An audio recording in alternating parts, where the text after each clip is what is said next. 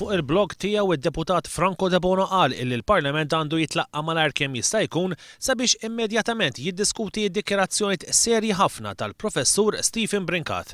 Wara li kien żvelat intħil politiku fuq min għandu jieħu l-kura tal-kanċer u min għandu jintbagħat id-dar, Franco De Bono jistaqsi jekk il-Ministru Joe Cassar huwiex se jirriżenja jew jingħata kundanna mill-Eżekuttiv tal-Partit Nazzjonalista. De Bono jgħid illi Lawrence Disigi Gonzi għandu jirrealizza illi il-poplu mhuwiex interessat fil-kandidati l-ġodda tal-Partit Nazzjonalista imma fil-Ministri attwali ta' Gonzi PN.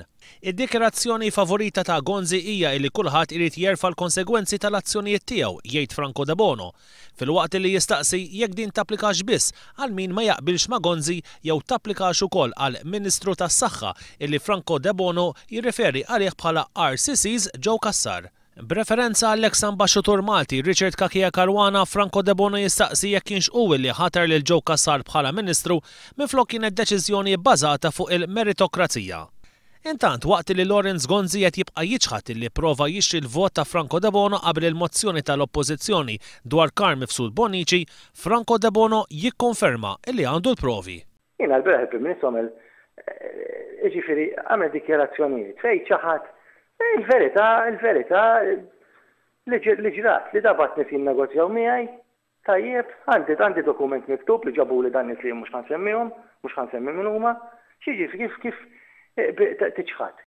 B'referenza għall-laqgħa tal-Eżekuttiv Nazzjonalista li se tiddiskuti l-kundanna fil-konfront tiegħu, Franco De Bono jgħid li min aġixxa kontra l-prinċipji tal-ġustizzja issa ma jippretendix li se jsib l-appoġġ tiegħu.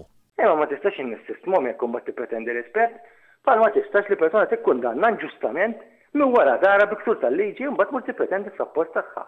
Dwar l-akkuża li ressaq mozzjoni dwar l-użu tal-heavy fuel oil mingħajr ma nforma lill-grupp parlamentari, Franco De Bono iwieġeb hekk.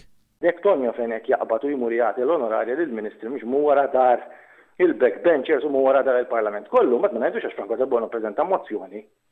U ma qalinniex. Ma' The Malta Independent on Sunday, Franco De Bono qal illi se jżomm l-għażliet tiegħu miftuħa wara il-laqgħa tat-tnejn tal-Eżekuttiv tal-Partit Nazzjonalista.